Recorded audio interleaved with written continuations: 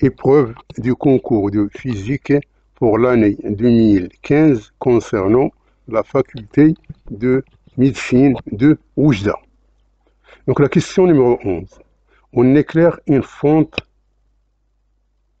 de largeur A égale à 0,063 mm à l'aide d'un laser émettant un faisceau rouge de fréquence N. Un écran est situé à une distance D de la fonte. Voici la fonte. Donc on donne la célérité de la lumière. Donc c'est-à-dire 3 à la puissance 8 mètres par seconde. Donc quelle est la réponse juste parmi les 5 réponses proposées?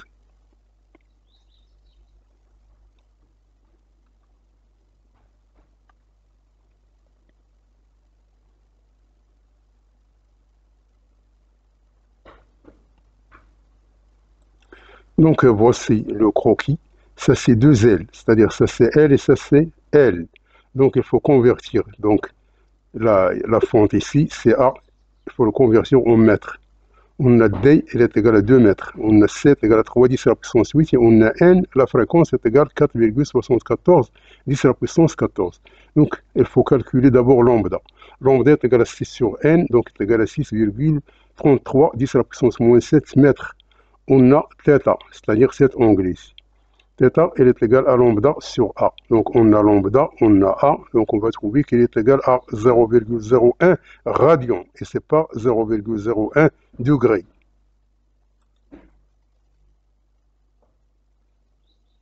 Donc A, elle est fausse.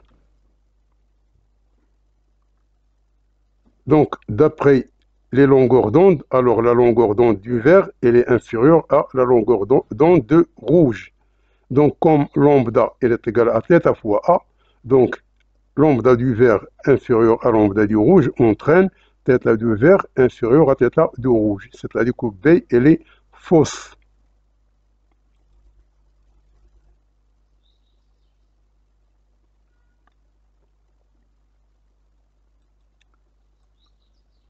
Au C, on sait que L, elle est égale à lambda sur A qui multiplie D. C'est pas 2L, parce que ici, c'est 2L. Donc ça, c'est L. Donc on a tangente de θ, elle est égale à L sur D. Et tangente de θ, puisque θ il est petit, il est à peu près égal à θ.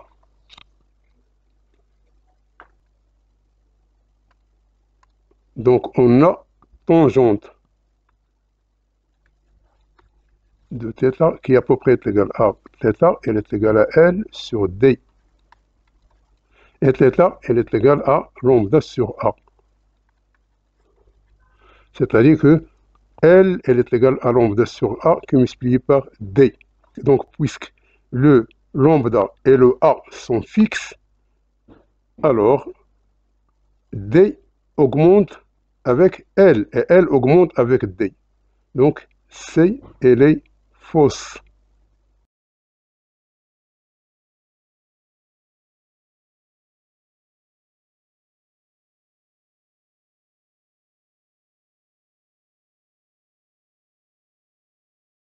La question D, on a L est égal à lambda sur A qui multiplie D.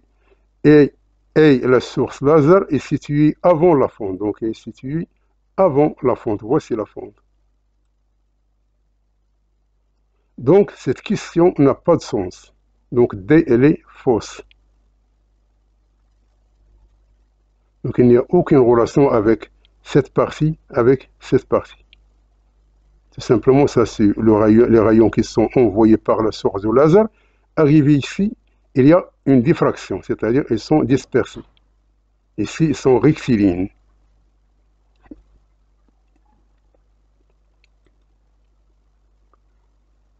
Donc là, la largeur de la tâche centrale, c'est-à-dire L, il faut multiplier par 2, parce qu'on a ici 2 L. Donc c'est ça la tâche. Donc il faut calculer L, puis multiplier par 2. Donc L,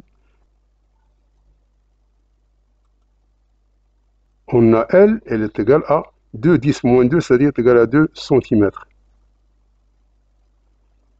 Donc L, elle est égale à 2 cm. C'est pas la longueur de la tâche, mais c'est tout simplement L. L ici, parce que la largeur de la tâche, c'est 2 L. Donc ce qu'on veut, c'est L. Donc L, elle est égale à 2 cm, c'est-à-dire que E, elle est vraie. Donc la réponse juste, c'est E.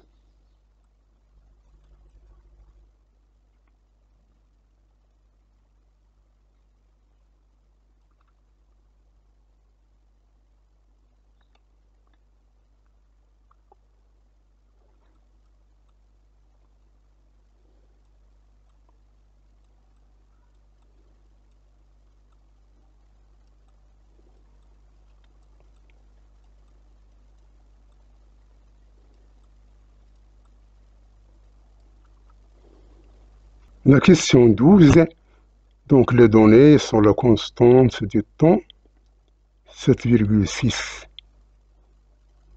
ans, ça, ce qu'on appelle T1,5. Donc on a le nombre d'Avogadro, on a les masses en U, sachant que 1 U est égal à cette expression ici, et le cobalt, il est désintégré en bêta- pour donner le nickel. Donc quelle est l'expression juste parmi les 5 expressions proposées?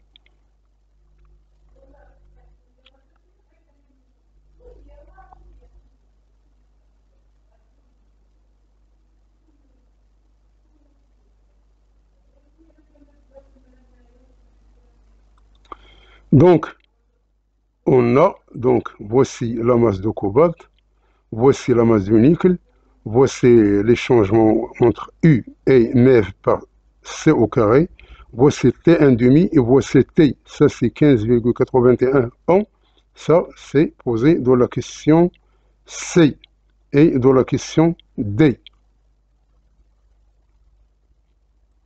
Donc pour vérifier le A et le B, donc on a l'équation de la désintégration, elle est en bêta-. Donc l'énergie libérée, c'est cette énergie plus cette énergie moins cette énergie, c'est-à-dire est égal à cette masse plus cette masse moins cette masse qui multiplie C au carré, et ces masses sont données en U. Donc on aura cette expression ici, puis on va multiplier par ce terme ici. On va trouver qu'il est égal à moins 2,28 MeV. Ce qu'on veut, c'est delta E par une mole de noyau.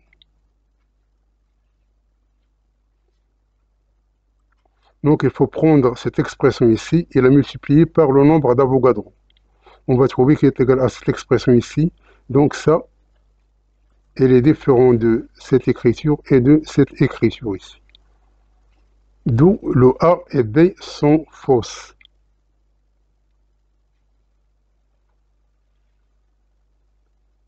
Donc concernant D, on a n est égal à 1,0, l'exponentielle de moins lambda t, et lambda est égal à 0,7 sur t1,5. Donc on va la remplacer ici. On aura donc le nd sur 1,0. Ça nous donne à peu près 0,24. C'est-à-dire 24%, et c'est pas 66%. C'est-à-dire que D, elle est fausse.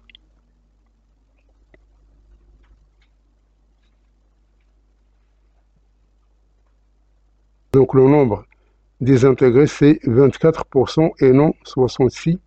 C'est-à-dire que D, elle est fausse. On a le nombre restant sur 1,0. Ce qui reste, ça c'est désintégré. Ce qui reste, c'est 1 moins 24%, c'est-à-dire 100% moins 24%. Donc ceci, ça nous donne 76%, et c'est pas 33%. C'est-à-dire que C, elle est fausse.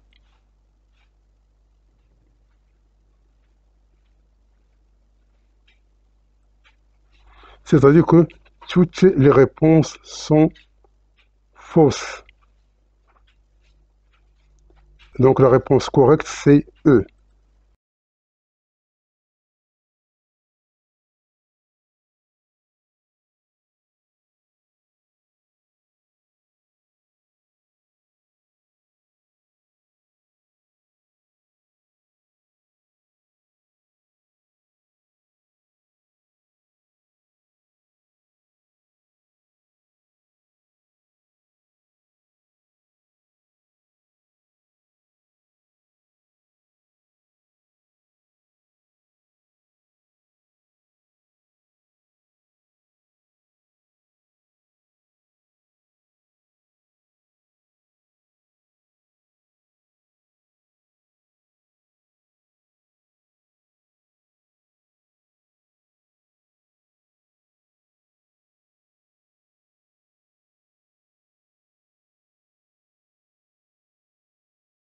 La question numéro 13. Au cours d'un mouvement circulaire uniforme, le vecteur vitesse est constante. La fréquence des radiations lumineuses visibles est comprise entre 7,5 10 à la puissance 14 et 3,75 10 à la puissance 11 kHz. La période de rotation de la Terre autour de l'axe des pôles est de 365,25 jours. La deuxième loi de Newton est valable dans tous les référentiels. Le E, dans l'expression de l'intensité de la force de gravitation, alors F est égal à G, la constante de gravitation, qui multiplie le produit des deux masses A et B sur la distance au carré. Donc ce qu'on veut, c'est la dimension de G.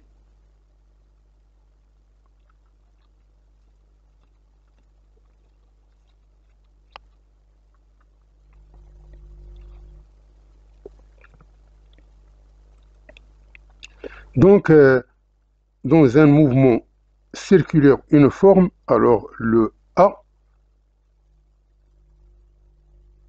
n'est pas constante en direction. Elle change de direction du fait que dans la rotation, que la vitesse, elle est toujours tangentielle. Donc elle change la direction. Elle est tangente, c'est-à-dire elle est tangente.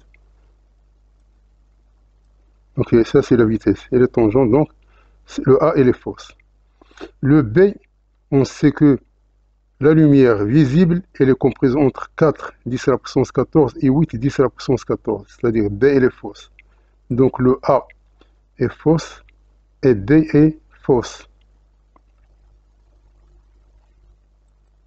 La période de rotation est de 1 jour et c'est pas 365,25 jours. Donc la deuxième loi de Newton est valable uniquement dans les référentiels galiléens et c'est pas dans toutes les référentiels. Donc il reste le E. Donc le E, c'est tout simplement du calcul. Donc on sait que l'expression de F, c'est ça. C'est-à-dire que G, elle est égale à cette expression ici. C'est-à-dire on va multiplier par l'inverse. Donc F, elle est en newton. Donc le newton, c'est le kilogramme mètre seconde moins 2. Donc le kilogramme, donc c'est la masse, on représente par M. Et la distance, on représente par L. Et le temps, on représente par un T. Donc tout simplement, on va le remplacer ici, c'est-à-dire que ça c'est M, L, T moins 2, ça c'est L au carré, et ça c'est M fois N. Donc après simplification, on trouve cette expression ici. Donc la réponse correcte, c'est la réponse E.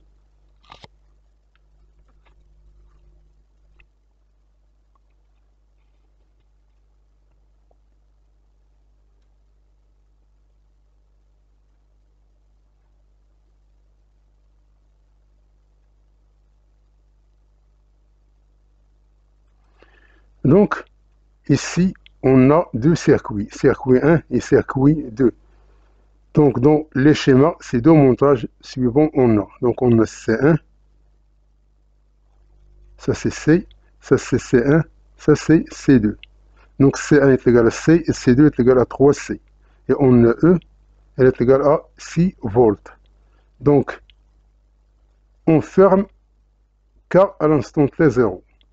Donc quelle est la réponse juste parmi les 5 réponses proposées?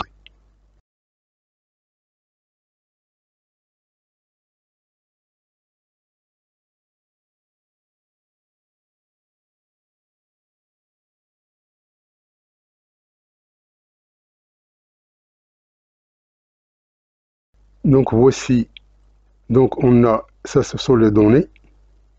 Donc A, T égale à 0, le condensateur il est non chargé. Donc le courant il est maximal, c'est-à-dire que A il est fausse.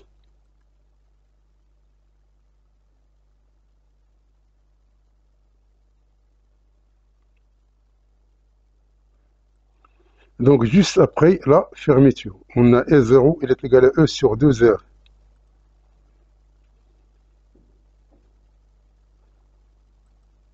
Donc ceci nous donne 0,3 milliampères. et non 0,6 milliampères. C'est-à-dire que B, elle est fausse. Donc, C, la charge finale dans le circuit 1, et Q, elle est égale à C1 fois E. Donc, C1 fois E est égal à 1 fois E, ça fait 6 microcoulombs.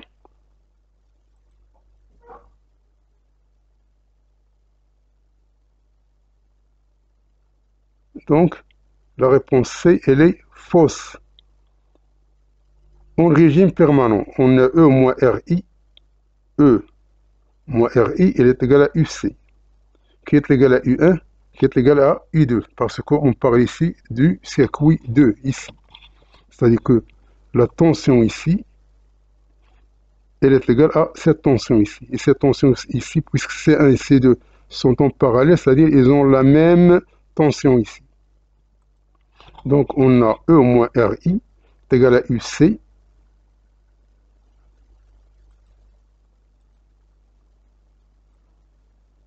Ça c'est UC qui est égal à UC1 qui est égal à UC2, c'est-à-dire égal à U1 est égal à U2. Donc ceci nous donne, puisque ça est égal à 6, R est égal à 10 kilo-ohm, c'est-à-dire 10 qui multiplie 10 à la puissance 3, c'est-à-dire 10 à la puissance 4, qui est multiplié par le I. Donc le I, on vient de trouver, qui est égal à 3, 10, moins 4. Donc ceci nous donne 3 volts. C'est-à-dire que ceci, il est différent de 2 volts. Donc la réponse D, elle est fausse.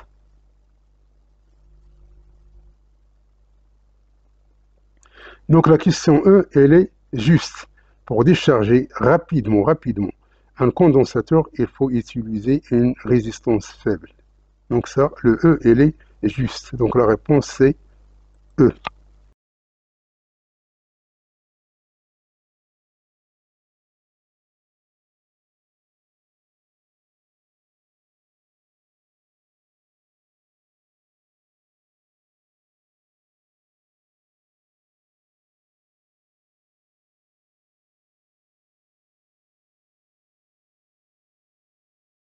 La question numéro 15. On prend les mêmes données de la question précédente. Donc, essayez de voir quelle est la réponse juste parmi les réponses proposées ici. C'est-à-dire, on a tout ça, ce sont les données qu'on vient de vérifier.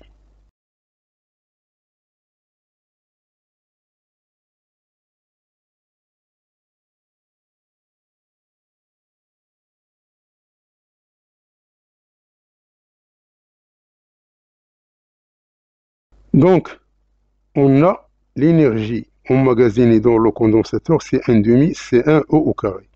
Donc, c'est égal à 1,8, 10 moins 5 joules. Donc, le A, elle est fausse.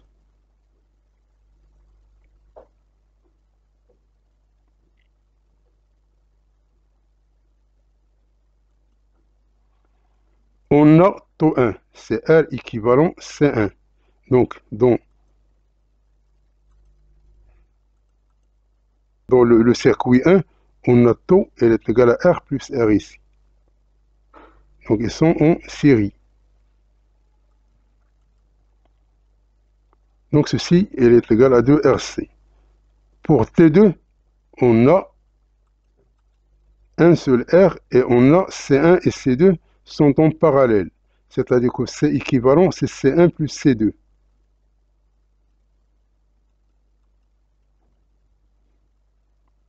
Elle est égale à 4 RC. Donc D, elle est fausse. On a C, on a taux 1 est égal à 2 RC, qui est égal à 0,02. Donc C, elle est fausse.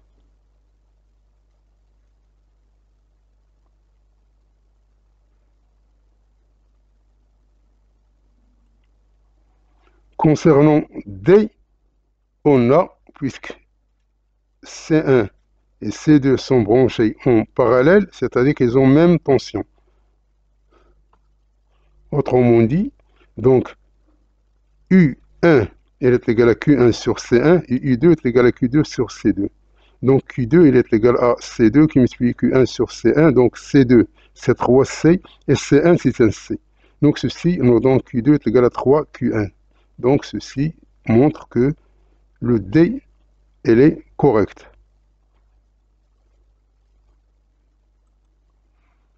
Donc la réponse c'est D.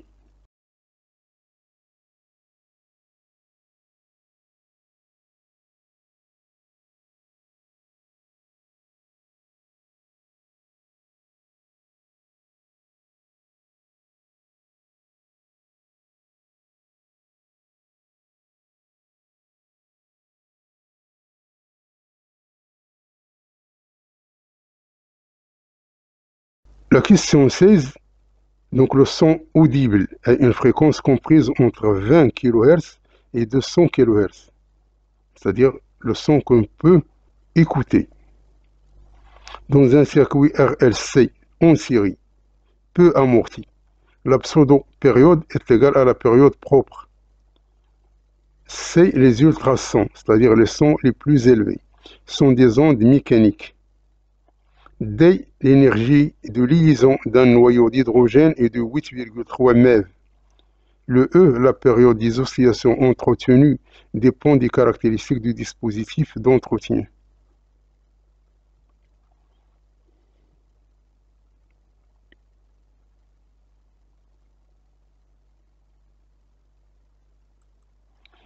Donc, le son audible, il est compris entre 20 Hz et 20 kHz. Donc, le A, il est fausse.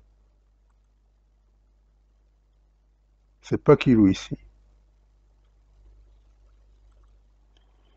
La pseudo-période, c'est-à-dire la période propre, mais elle est différente exactement. Donc, les deux périodes ne sont pas les mêmes. Donc, B, elle est fausse. C'est pas égal, mais à peu près égal.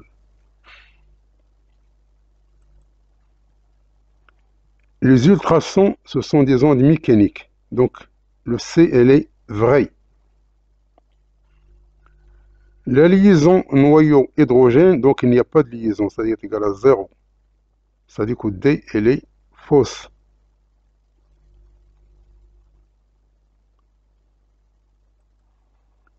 Donc, la période des oscillations entretenues dépend du dispositif. Donc, dans un circuit RLC, la période des oscillations électriques est donnée par la relation T est égale à 2 pi racine carrée de LC, où L est l'inductance et C la capacité.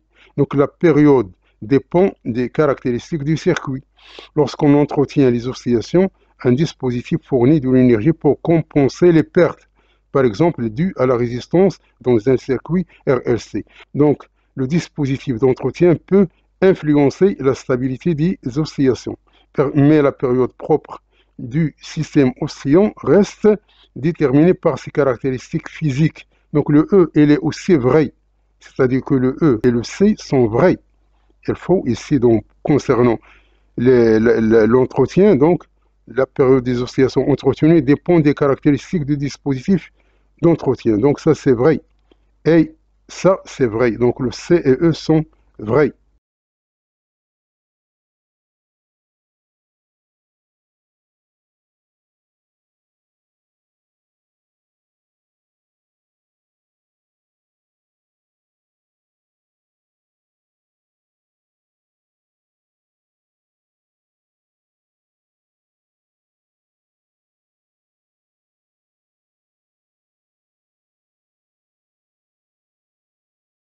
La question 17. Un oscillateur mécanique horizontal, c'est-à-dire ceci, il s'agit d'un ressort qui est lié à un support fixe et il est assujetti à se déplacer sur l'horizontale. Donc, sa masse, donc la masse accrochée ici, elle est de 160 grammes. Donc, ceci nous donne, donc, on choisit la position X qui est égale à XM sur 2, qui est la position où l'énergie potentielle, elle est nulle. Et on néglige les frottements. Donc, on a l'équation du mouvement, du x. Donc ici, ce sont des références. Donc on a choisi pour x qui est égal à xm sur 2. Donc l'énergie potentielle, elle est égale à 0. Donc, quelle est la réponse juste parmi les 5 réponses proposées ici?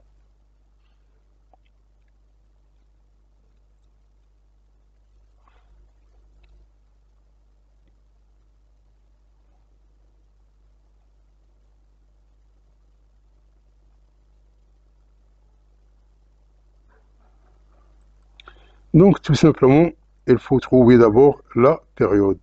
Donc, la période, c'est cette distance ici, ou bien cette distance ici. Donc, cette distance ici est égale à 0,5 secondes. Donc, T0 est égal à 0,5 secondes. On a xm, elle est égale à 2, puisque xm, donc xm, c'est cette partie-là. Donc, c'est cette distance. Donc, on a deux carreaux, c'est-à-dire que ici, on a un carreau représenté par 1,5. Donc, les deux carreaux représentés par 3 cm. Donc, la pulsation propre, c'est ici, c'est-à-dire 2π sur T0, qui est égal à racine carrée de K sur M. C'est-à-dire que K, elle est égale à cette expression ici. Donc, puisqu'on connaît le T0 et on connaît la masse, donc on peut en déduire à quoi est égal le K. Il est égal à 25 newtons par mètre. C'est-à-dire que le A et le B sont fausses.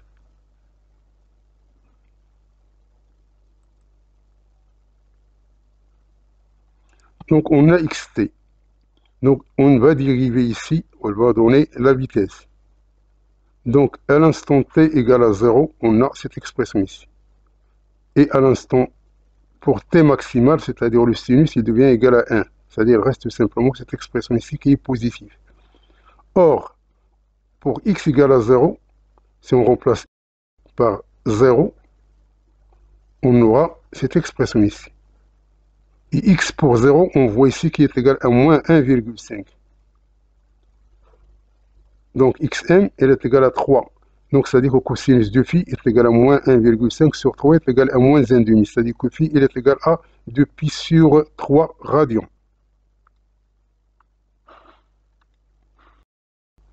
Donc, une fois qu'on connaît le phi, on peut trouver la vitesse ici. Donc tout simplement, on va la remplacer ici. On va trouver qui est égal à cette expression ici. Donc le module, elle est égal à cette expression ici. Donc ce qui montre que C, elle est fausse, mais D, elle est vraie. Donc le C, elle est fausse, mais la norme, puisqu'elle parle de la norme. La norme. Donc la norme, c'est-à-dire égale à 0,33. Ça, c'est la norme.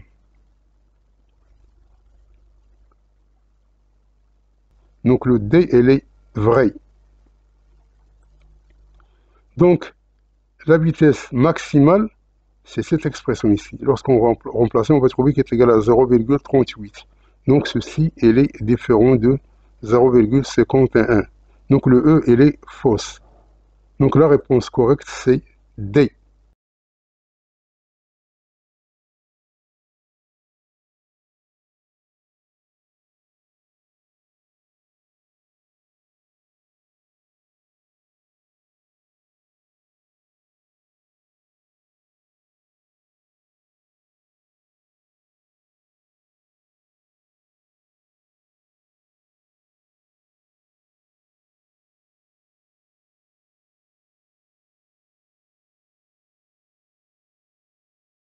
La question 18, c'est, donc on prend les mêmes données ici. Donc, quelle est l'expression qui est juste parmi les 5 qui sont proposées ici?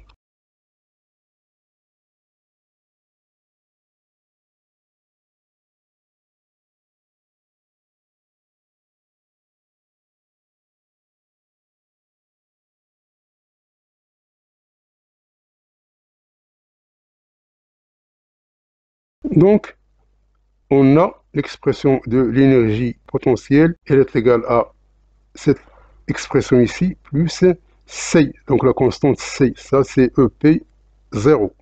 Donc ceci, elle est égale à 0 pour x est égal à xm sur 2. Donc, c'est-à-dire si on remplace x par xm sur 2, alors ceci est égal à 0. Donc, ce qui, on va remplacer ici, on va trouver que P0 est égal à cette expression ici. C'est-à-dire que l'énergie potentielle, elle est égale à cette expression ici, moins celle-là. Donc, ceci nous donne un demi-facteur de cette expression ici. C'est-à-dire que A et B sont fausses. C'est-à-dire que A et B, elles sont fausses.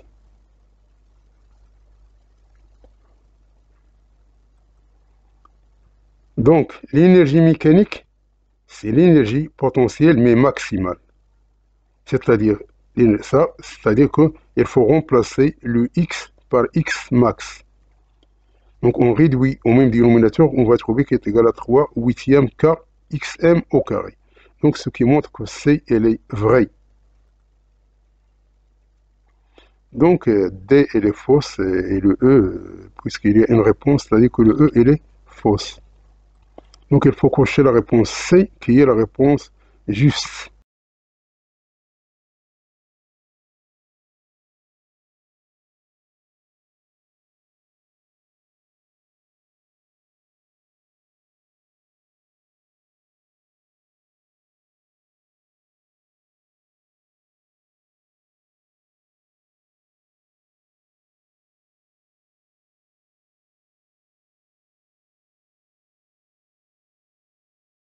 La question 19, on a un wagon de queue d'un train qui se détache alors qu'il aborde une côte à la vitesse v égale à 30 mètres par seconde.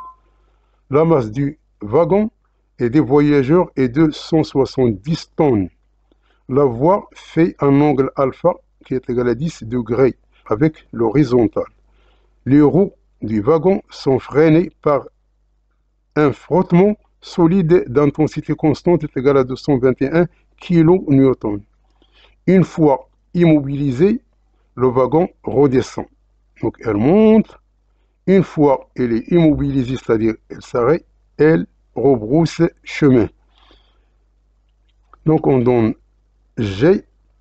Donc les frottements solides sont représentés par une force qui s'oppose au mouvement, c'est-à-dire dans le sens contraire du mouvement. Donc quelle est l'expression juste parmi les 5 proposées ici?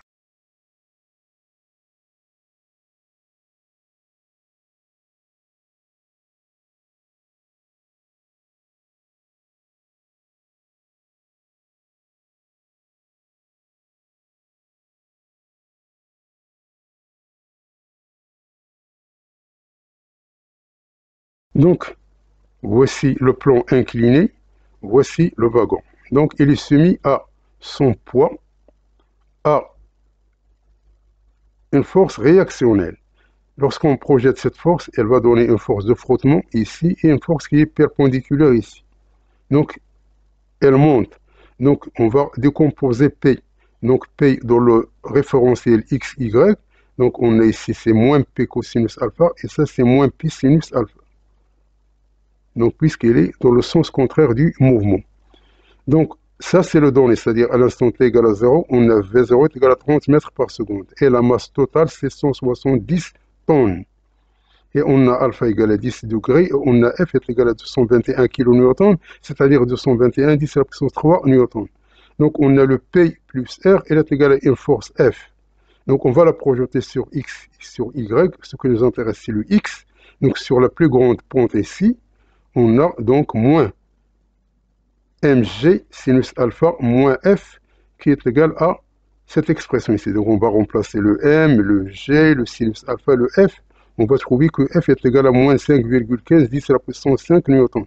Donc le f, ce n'est rien d'autre que m fois gamma, c'est-à-dire l'accélération. C'est-à-dire que l'accélération est égale à f sur m. Donc ceci nous donne a, elle est égale à moins 3,03 mètres par seconde carré. Donc c'est-à-dire que le a, le b et le c, c'est-à-dire que le a, le B et le C sont fausses.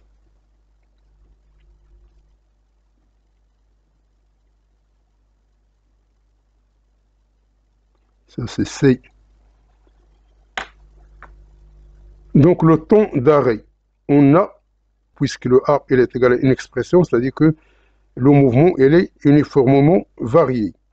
Donc l'équation de la vitesse, c'est AT plus V à l'instant t égale à 0. À l'arrêt, on a ceci, il est égal à 0. C'est-à-dire que le t, il est égal à moins V0 sur A. Donc c'est-à-dire moins 30 sur moins 3,03 qui est égal à 9,9 à peu près est égal à 10 secondes. Ce qui est conforme avec D. Donc le E, elle est fausse. Donc il faut cocher la réponse D qui est la réponse juste.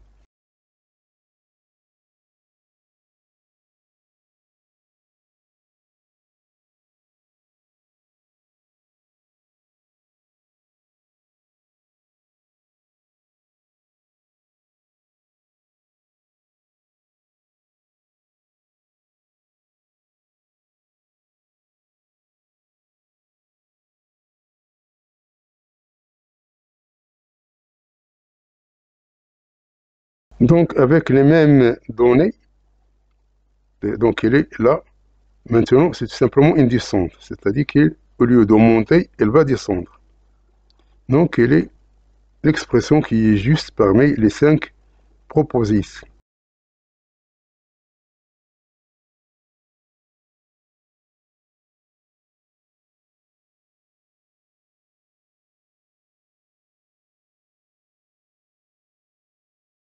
Donc on a toujours, donc ça c'est l'équation du mouvement, donc on projette sur la ligne de plus grande pente. Alors on aura ici, donc puisque maintenant le mouvement se fait dans ce sens ici, c'est-à-dire qu'on a mg sinus alpha moins f. Donc f elle est égale à m a, c'est-à-dire que a elle est égale à cette expression sur m, donc elle est égale à cette expression ici. Donc avec une application numérique, ceci nous donne 0,4 mètres par seconde carré. C'est-à-dire que A, elle est fausse, et B, elle est juste.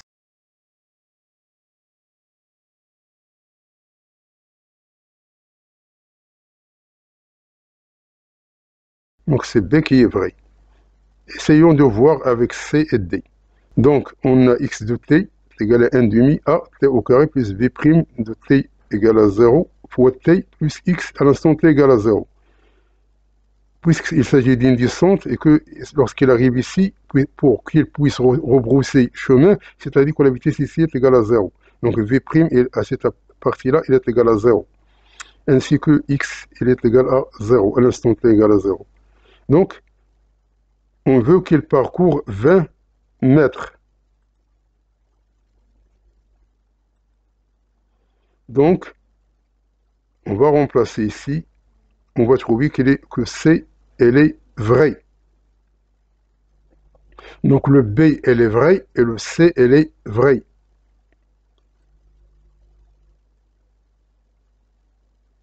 Donc la réaction normale, c'est tout simplement, on a ici, donc Rn, elle est égale à P cosinus alpha. Donc on remplace ici, on trouve qu'il est égal à 163,310 à la puissance 4, c'est-à-dire que le D, elle est fausse.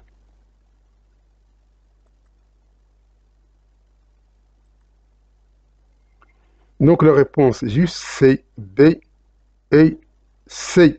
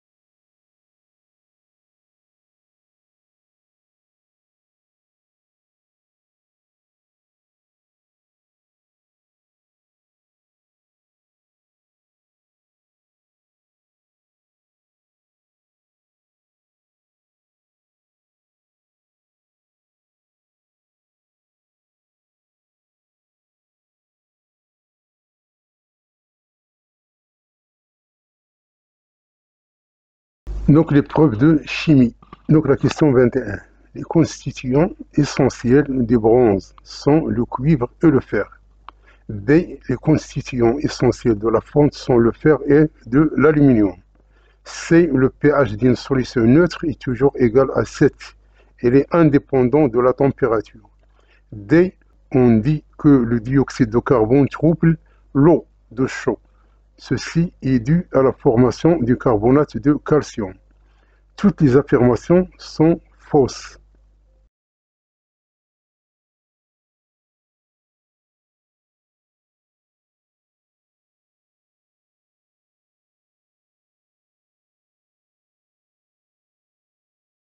Donc, le bronze, c'est tout simplement le cuivre avec l'étain, c'est-à-dire c'est le A et les fausses.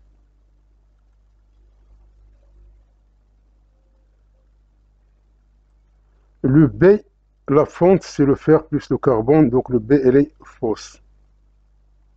Le pH neutre est égal à 7 et 25 degrés. C'est pas pour toutes les températures, c'est-à-dire que C, elle est fausse. Ça, c'est O2 plus eau de chaud. Donc le CO2, il trouble l'eau de chaud. Donc précipitation du carbonate de calcium implique que D, elle est vraie. Donc la réponse juste, c'est D.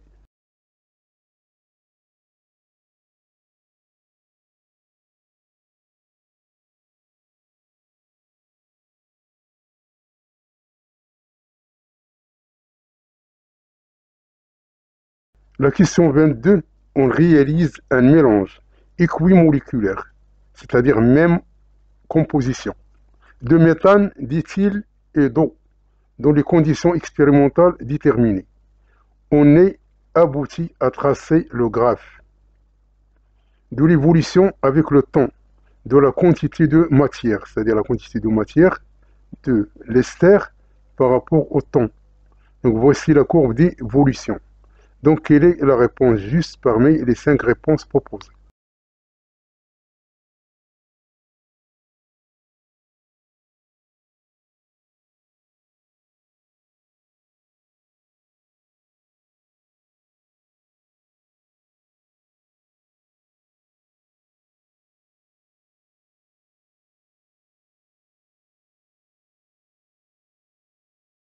Donc voici l'évolution de l'ester par rapport au temps. Ça c'est l'axe. Donc il s'agit d'un mélange équimoléculaire de méthanoate, d'éthyle et de l'eau. À T égale à 0. Donc la vitesse de la réaction elle est maximale. Donc A elle est fausse. Ça elle est maximale. C'est pas égal à 0.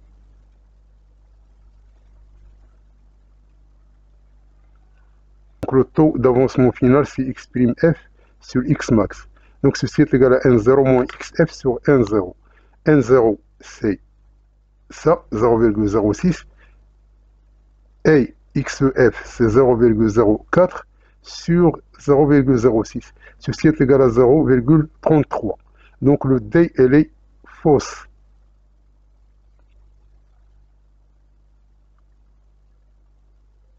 Le taux d'avancement à T égale à 50 minutes, c'est-à-dire cette partie. Tout simplement, on s'intéresse à cette partie-là. Donc ceci est égal à x seconde f sur x max, c'est-à-dire n0 moins xf sur n0. Donc ceci il est égal à xf ici, c'est 0,5. C'est pas c'est égal à 0,04. Donc c'est 0,05. Donc ceci nous donne 0,16. Donc le E, elle est fausse.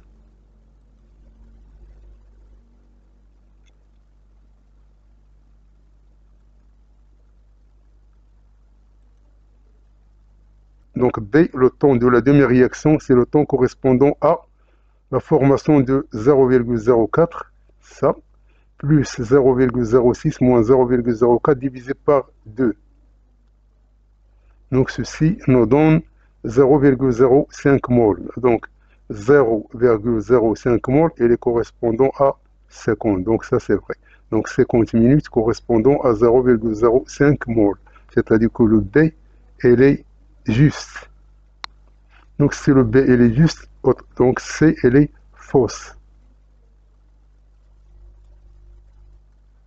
Donc, la réponse juste, c'est B.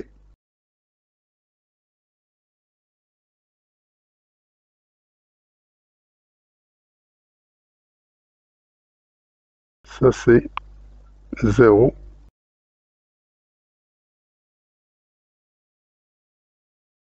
Ça, c'est 0,05. Et ça, c'est 0,06.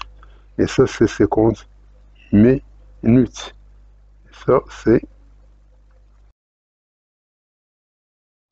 à l'instant t égale à 50 minutes, donc on a 0,05 mol.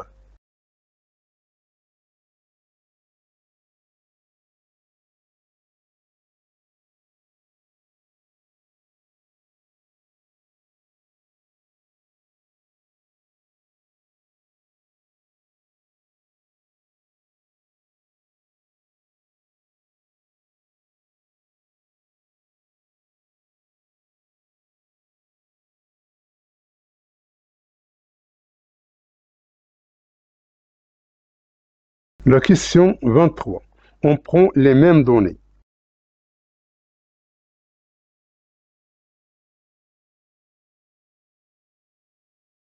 Donc, quelle est la réponse juste parmi les 5 réponses proposées ici?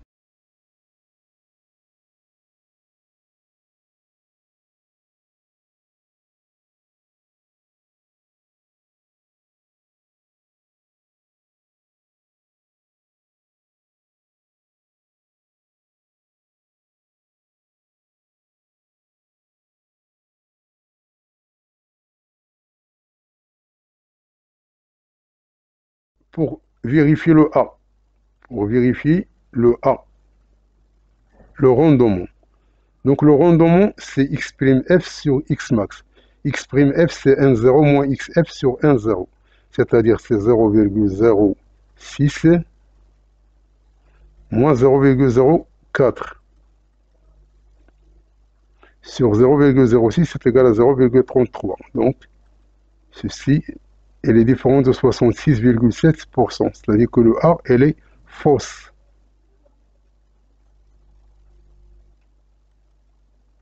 La quantité de la matière de l'alcool à T égale à 50 minutes. On a N0 moins XF égale à 0,06 à 50. Ici, on a N, elle est égale à 0,05. Et ce n'est pas 0,06. Donc, ceci nous donne 0,01 mol. C'est-à-dire que B, elle est fausse.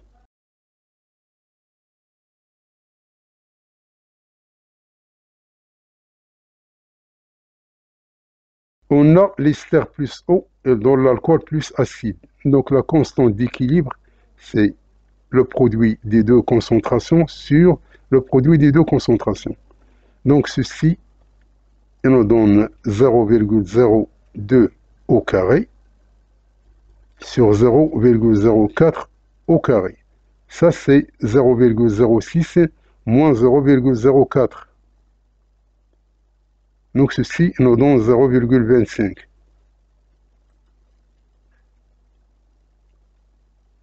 Donc, le C et le D sont fausses.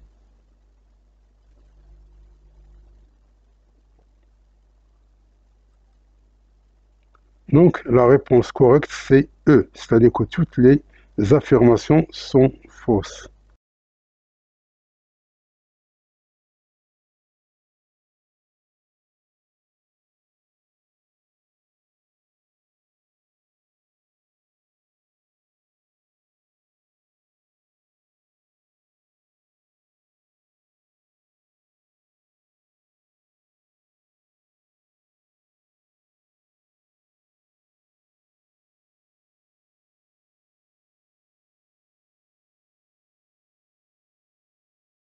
La question 24. On dissout un comprimé de 500 mg de vitamine C, c'est-à-dire l'acide ascorbique, dans 100 ml d'eau. Donc la solution, elle est nommée S1. Donc le pH obtenu, c'est pH1 qui est égal à 2,8. On dilue 10 fois la solution S1. On obtient une solution S2 de pH 2. Donc ça, ce sont les données. Donc quelle est la proposition juste parmi les 5 propositions proposées?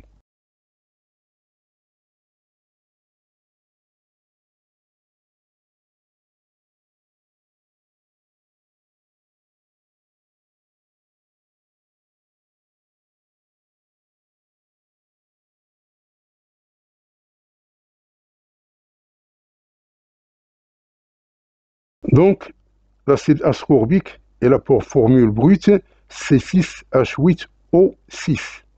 Donc la masse, elle est donnée par 500 mg, c'est-à-dire 0,5 g. Et le volume, c'est 100 ml, c'est-à-dire 0,1 litre. Et la masse molaire, c'est 176 g par mol, c'est-à-dire 6 fois 12 plus 8,1 plus 6 fois 16. Donc on trouve cette expression ici. Donc le C1, donc la concentration initiale, c'est 1 sur V, c'est-à-dire la masse sur la masse molaire sur V.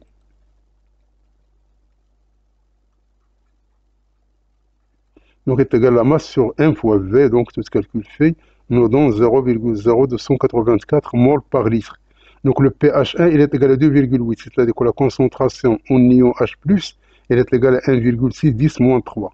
Donc le taux d'avancement 1, notre taux 1, c'est H divisé par C1. Donc ceci donne 5,6%. Donc concernant C2, elle était diluée, c'est-à-dire la solution S1 a été diluée 10 fois. C'est-à-dire que C2, elle est égale à C1 sur 10. Donc est égal à cette expression ici. Et on a le pH2 est égal à 3,3, c'est-à-dire que la concentration en ion H+, il est égal à 0,5, 10 moins 3. Donc le taux d'avancement de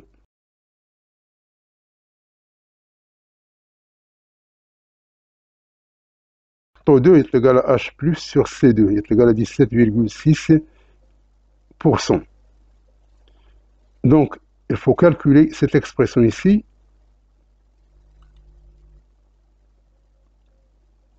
Et cette expression ici, et voir la relation entre taux 2 et taux 1.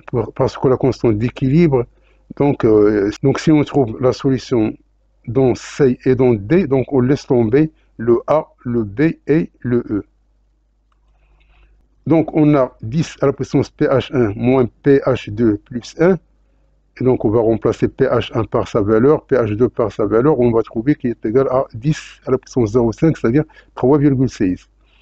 Et si on prend pH2 moins pH1 plus 1, on va trouver qu'il est égal à 31,6. Donc si on prend le 3,16 qu'on va multiplier par taux 1, alors on va trouver qu'il est égal à 17,6%, c'est-à-dire qu'il est égal à T2. Et par suite, le C, elle est fausse et le D, elle est vraie. Donc, le D, elle est vraie. Et le C, elle est fausse. Donc, on laisse tomber la constante d'équilibre et la constante d'équilibre, puisqu'il y a une réponse. Donc, le E n'a pas de sens.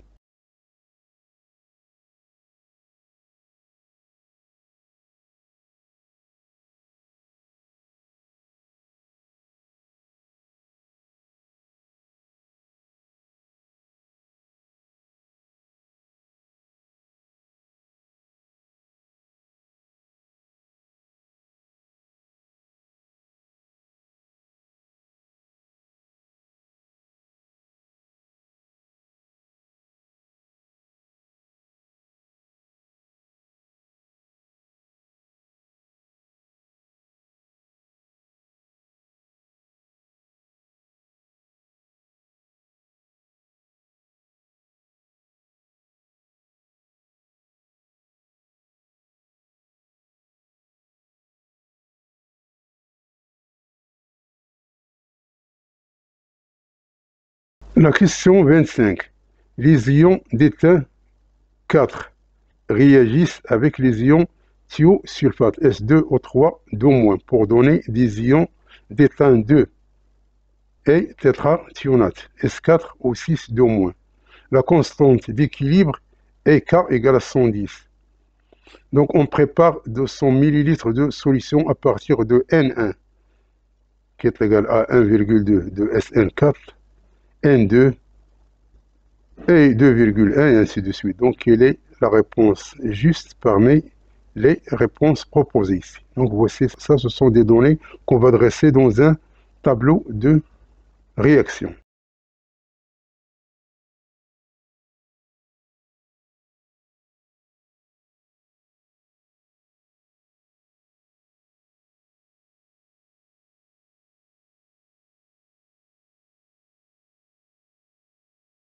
Donc voici l'équation de réaction. Ça c'est le 2 pour équilibrer cette équation ici. Donc la constante, c'est ça, la concentration. Ça, c'est la concentration, divisé par cette concentration, divisé par cette concentration à la puissance 2. Donc, cette expression, elle diffère de A. Il y a un carré ici. C'est-à-dire que le A, elle est fausse. On a QRI. Donc, c'est la même expression ici.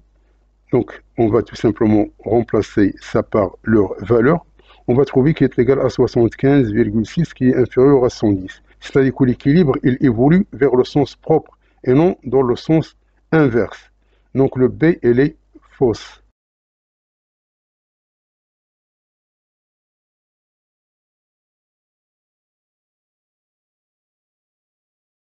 La constante d'équilibre ne dépend que de la température. C'est-à-dire que le E, elle est fausse. Elle ne dépend pas de mélange. Elle dépend que de la température. Donc il reste le C et le D. Donc, à l'instant t égale à 0, on met N1 de SN4+, et N3 de S2O3-. Et on a met N2 de SN2+, et on met N4 de S4O2-. Donc à l'équilibre, c'est-à-dire à t différent de 0, elle apparaître ici un X équivalent, donc on va retrancher ici. Donc puisqu'on a 2 ici, c'est le coefficient stéichiométrique, donc il faut multiplier par 2 ici.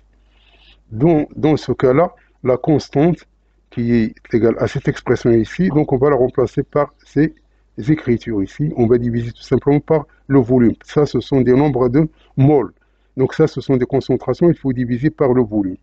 Donc, on va trouver cette expression ici. Donc maintenant, il faut qu'on voit quelle est la réponse qui va nous donner 110. Si on remplace x équivalent par cette expression, est-ce qu'on va avoir k est égal à 110, ou bien si on remplace par cette expression, on va trouver k est égal à 110. Donc si du calcul surtout, donc si x est égal à cette expression ici, alors ceci est égal à 76, donc d elle est fausse. Si on remplace par cette expression ici, on va trouver qu'elle est égal à 110, c'est-à-dire que c elle est vraie. Donc la réponse correcte c'est C.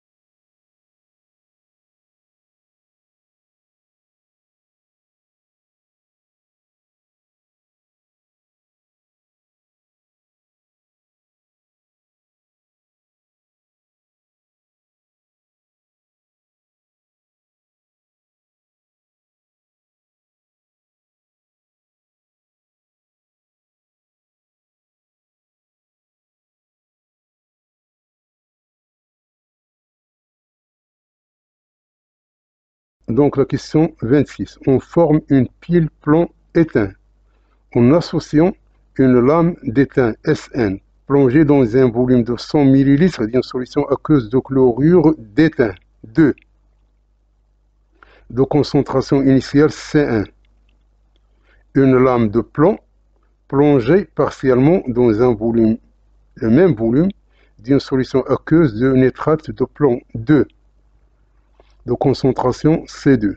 Les deux lames sont liées par un résistor et un interrupteur monté en série, et les deux solutions par un pont salin. À T égale à 0, on ferme l'interrupteur et il y a un courant qui circule, on donne la constante de Faraday.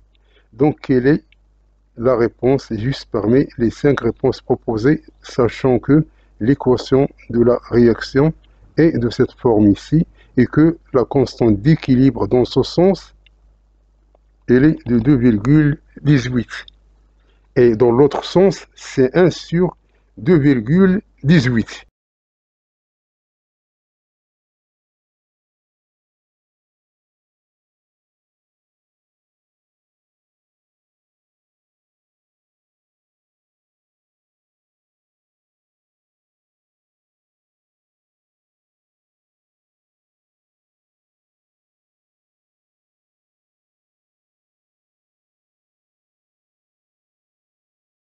Donc voici l'équation qui régit les données. Donc ça c'est aqueux, ça c'est solide, ça c'est aqueux, ça c'est solide. Donc la constante QRI ne sera concernée par ce qui est aqueux. Ce qui est solide, elle laisse tomber. C'est-à-dire on a la concentration ici sur la concentration ici. On a 0,1 sur 0,01 est égal à 10. Ceci il est supérieur à 2,18. Donc le sens de l'évolution, ce n'est pas le sens spontané, mais c'est le sens de formation du plomb. Donc c'est-à-dire le sens 2. Et par suite, le A, elle est fausse.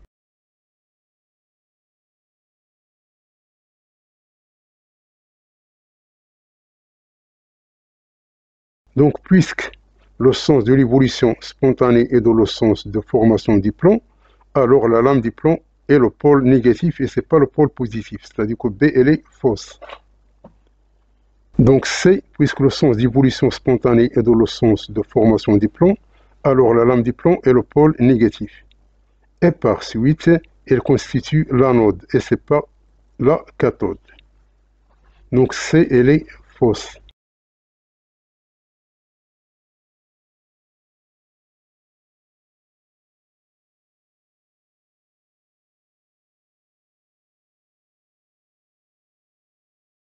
Donc voici l'équation de la réaction. À T égale à 0, on n'a que le Sn de plus. Et on a le plomb. À T différent de 0, c'est-à-dire lorsque la réaction va commencer, elle apparaîtra ici un X équivalent, on va la retrancher ici. Donc, puisque le sens est dans le sens 2, donc ceci, c'est son autre 1 sur K. Donc 1 sur K, elle est égale à cette concentration divisée par cette concentration. Donc on a le produit des extrêmes est égal au produit des moyens. Donc on a cette équation, c'est-à-dire que x équivalent est égal à cette expression ici. Donc c'est-à-dire que D qui est vrai et le E, elle est fausse.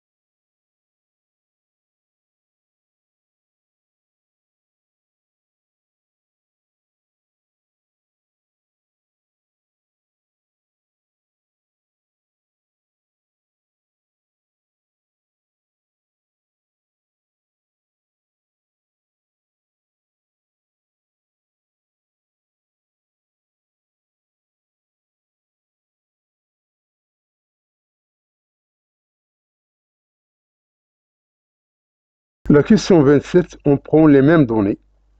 On veut le temps d'équilibre. Donc quel est le temps d'équilibre parmi les 5 propositions ici?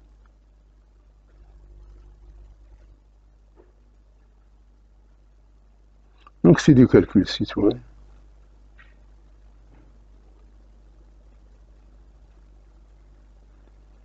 Donc on a donc la demi-équation pour le plomb et la demi-équation pour l'étain. Donc on voit qu'ils échangent entre eux deux électrons. Donc on a Q, il est égal à I delta T. Et delta T, c'est T équilibre moins T0. Et T0, il est égal à 0.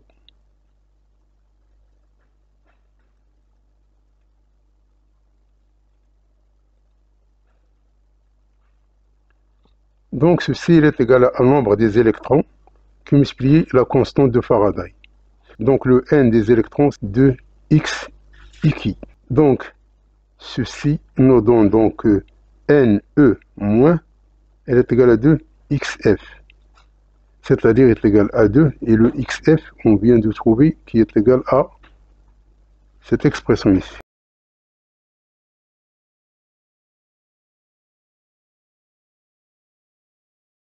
Donc on va la remplacer ici.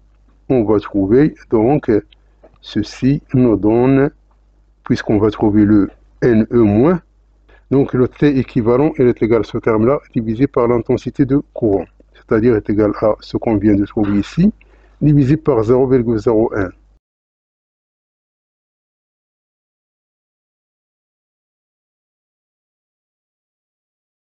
Donc le I est égal à 10 000 ampères, c'est-à-dire 0,01 ampères.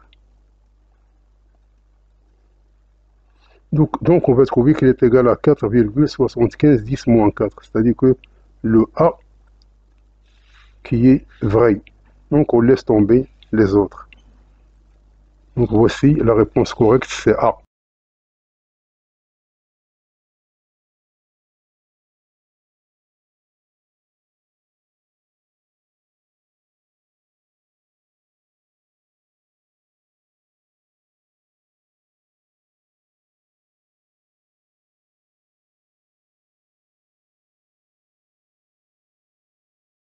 Donc la question 28, on dose un volume V1 d'une solution aqueuse de sulfate de fer 2 par une solution aqueuse de permanganate de potassium en milieu acide de concentration C2.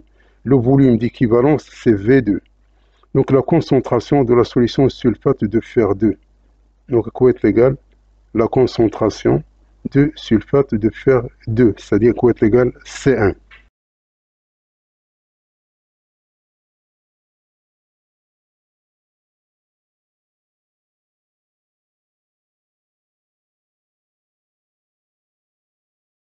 Donc ça c'est l'équation en milieu acide, donc ça c'est connu.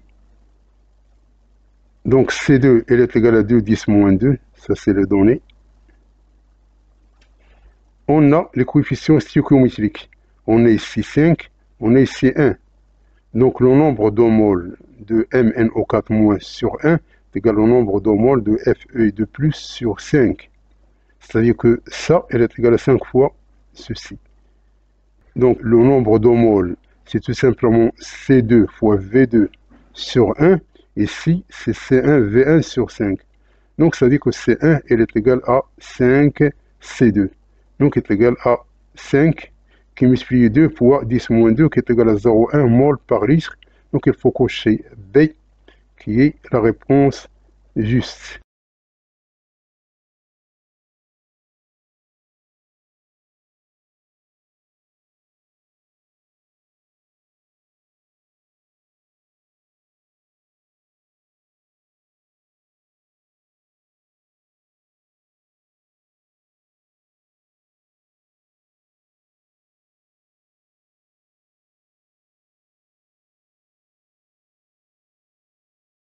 La question 29, une bouteille d'1 litre de vinaigre à 6 degrés contient 60 grammes d'acide éthanoïque. Le pH de ce vinaigre est pH égal à 2,3.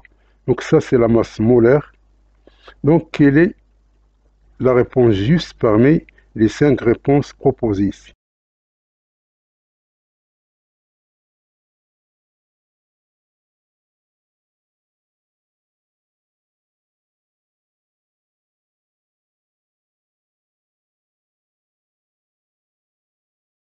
Donc, ça c'est l'acide acétique, donc on a le pH, on a le volume, on a la concentration initiale. Donc la concentration initiale c'est N sur V. Et N est égal à la masse sur la masse molaire, on va trouver qu'il est égal à 1 mol par litre, donc le A elle est fausse.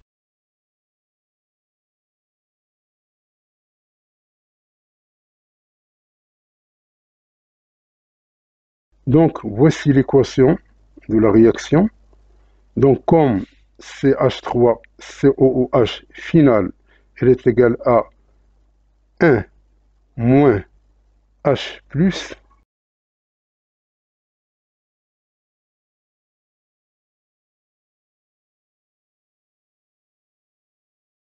puisque ici on met par exemple, ici ça c'est initial, par exemple ça c'est un 0, 0, 0, 0, si elle apparaît un X, F, donc ça c'est tout simplement un 0 moins XF, c'est-à-dire C1 puisque C1 est égal à 1 moins H plus la concentration. Cette concentration, elle est égale à 5, 10 moins 3. Et on a CH3, CO au moins F, cette concentration est égale à H plus. Donc est égal à 5, 10 moins 3. Donc le rapport des deux concentrations nous donne 199. Donc B et C sont fausses. Donc le B, le C, elles sont fausses.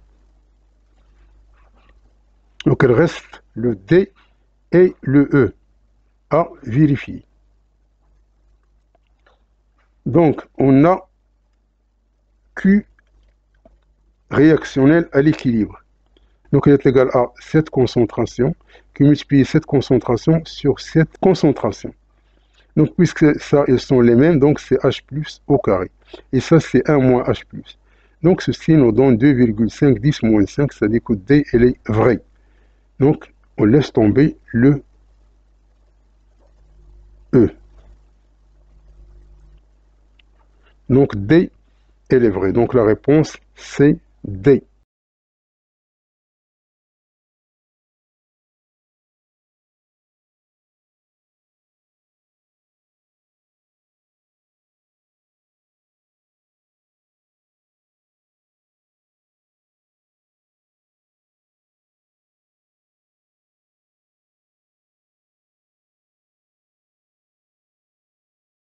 La dernière question, dans la solution du vinaigre de la question précédente, on introduit sans variation de volume, c'est-à-dire le même volume, une masse M égale à 1 g de benzoate de sodium solide. Voici l'équation de la réaction. Sa constante d'équilibre est K égale à 0,25. Ça, c'est la masse molaire. Donc, quelle est la réponse juste parmi les 5 réponses proposées ici?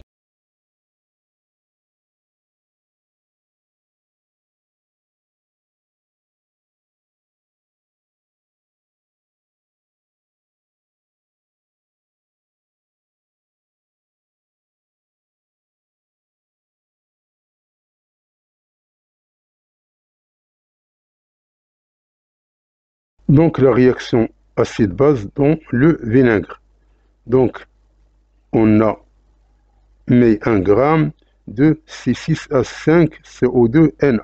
La masse molaire, c'est 144 g par mol. Le volume, c'est 1 litre et le K égale à 0,25. Donc la concentration de ce produit, elle est égale au nombre de moles sur le volume. Et le nombre de moles, c'est la masse sur la masse molaire. Donc tout ce calcul fait nous donne 6,910 moins 3. Donc A, elle est fausse.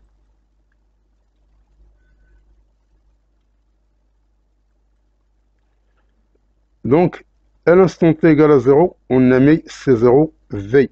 On a mis C1V. Ça, c'est le nombre de moles de CH3COH. Et ça, c'est le nombre de moles de C6H5CO2-. Donc, ceci, ça, c'est 0. Donc, à l'équilibre, elle apparaît un XF. Ici, un XF. Donc, on va la retrancher ici.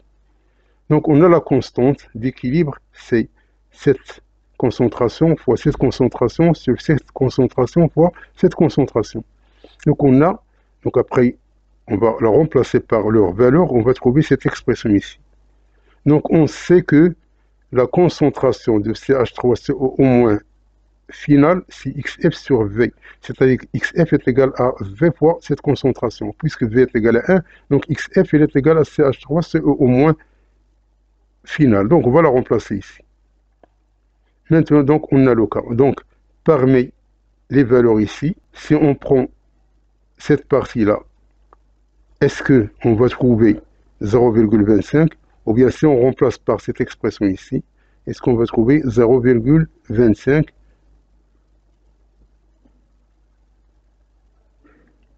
Donc, si on remplace la concentration par 10-3 mol par litre, on va trouver que K elle est égale à 0,23, qui à peu près est égal à 0,25.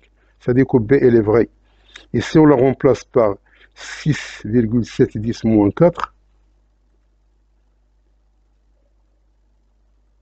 on va trouver qui est égal à 7,21-5, donc qui diffère de 0,25. Donc la réponse juste, c'est D.